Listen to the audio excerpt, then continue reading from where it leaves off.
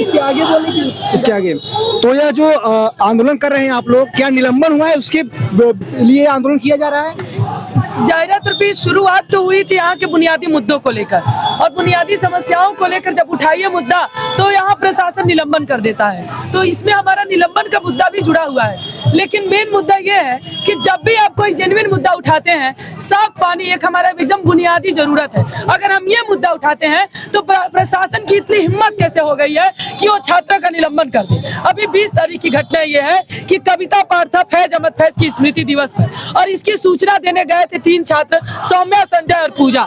1.5-2 घंटे तक प्रॉक्टर अपने ऑफिस छात्रों को निलंबन लेटर दिए और धमकी देते हुए कि कल से इस पूरे कैंपस में दिखा, इसके खिलाफ हमें बोलना चाहिए। और जाहिरा तौर पे जब हम बुनियादी मुद्दों को उठा रहे हैं, उन्हीं मुद्दों को उठाने के लिए हमारा निलंबन होता है, तो हम उसके खिलाफ भी बोलेंगे, और उसी लिए आज ये प्रदर्शन हो रहा है। तो पूरब का एक्सपोर्ट है, बच्चे कह रहे हैं कि यहाँ पर गार्ड अंकल के द्वारा कार्ड चेकिंग के लिए आंदोलन भी हो रहा है। तो अगर कार्ड चेकिंग नहीं करेंगे तो जैसे अल-फलाह यूनिवर्सिटी में आतंकवादियों ने 3000 किलोग्राम इकट्ठा कर लिए बारूद, तो जांच तो होनी चाहिए गेट पे ना। हमारा कहना है कार्ड चेक करके आप कौन सा आरडीएक्स का पहचान कर लेंगे, थोड़ा बताइए। आरडीएक्स की पहचान क्या पूरे देश भर में? तब तो आपको घर घर में आरडीएक्स चेक करने के लिए ऐसी एजेंसियां लगानी चाहिए। आई कार्ड चेक करके आप कैसे कर लेंगे? अब पहली बात, विश्वविद्यालय क्या है? स्कूल ही न रहने दिया जाता, विश्वविद्यालय क्यों खोला गया? स्कूल से अलग है विश्वविद्यालय, एक व्यापक अर्थ इसका होता है जहाँ पर कई भाषा भाषी करने का, ये तो होना ही नहीं चाहिए। और दूसरी बात, आप छात्रों का आई कार्ड चेक करते हैं, प्रोफेसर के आरडीएक्स और आतंकवादी चीजों को नहीं फैला सकता है, उसका आई कार्ड क्यों नहीं चेक करते? वही तो मैं कह रहा हूँ कि जो अल-फलाह यूनिवर्सिटी का मैटर हुआ, वहाँ पर प्रोफेसर, असिस्टेंट प्रोफेसर ही शामिल थे। इलाहाबाद विश्वविद्यालय प्रशासन इतना चिंतित है तो सबसे पहले तो प्रोफेसर का चेक किया जाना चाहिए ना, क्योंकि वो तो कोई भी कर सकता है। ये केवल और केवल देखिए, ये सब बहानेबाजी है।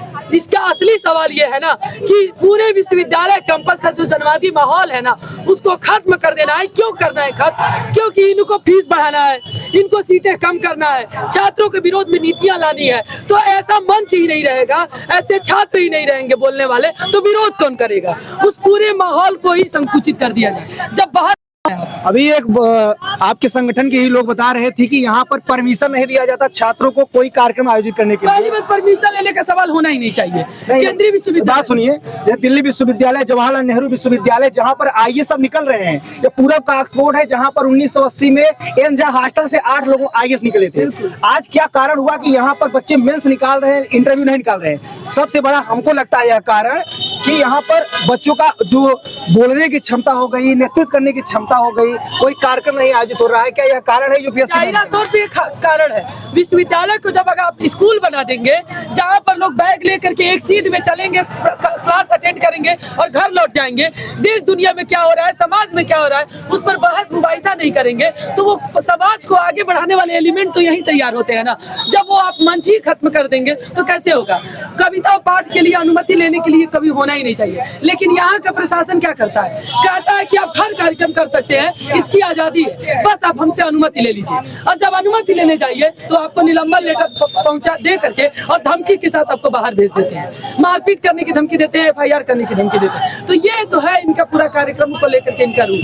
आपका अंतिम मांग क्या है कि आप अब क्या मांग कर रहे हैं आज के वर्तमान में? फिलहाल सबसे पहले प्रॉक्टर जो है, जिन 4 साथियों का बैठा कर तुरंत निलंबन किए थे 1 घंटे के भीतर, उसी तरह यहाँ आए और यहाँ खड़े खड़े उन साथियों का निलंबन वापस लें। दूसरी मांग, हमारे उन साथियों से जिनके साथ इन्होंने अभद्रता किया है, महिला साथी सौम्या, पूजा के साथ उन्होंने अभद्रता किया है, जाति सूचक शब्दों का इस्तेमाल किया है, माफी मांगे यहाँ सामूहिक तौर पर। तीसरी बात, प्रॉक्टर और अतुल नारायण तुरंत तत्काल प्रभाव से इस्तीफा दें। चौथी बात कि हम साफ पानी, स्वच्छ शौचालय, कैंटीन में सस्ते दर पे खाने पीने की चीजें, लाइब्रेरी में नई किताबें चाहते हैं, वैज्ञानिक प्रयोग की जो प्रयोगशालाएं हैं उसमें नए इंस्ट्रूमेंट लाए जाए। इन मांगों को हम उठाएंगे, क्योंकि अभी तुरंत जिस तरह उन्होंने बेइज्जत किया है, बदसलूकी किया है, इसके लिए उन्हें माफी मांगनी चाहिए, निलंबन वापस लेना चाहिए और इस्तीफा देना चाहिए। बहुत धन्यवाद आपका। जैसा कि है इनकी मांगों को पूरा किया जाना चाहिए, इसलिए प्रोटेस्ट हो रहा है। बहुत धन्यवाद आपका। जुड़े रहे डिप्लोमेटिक हर्ष के साथ।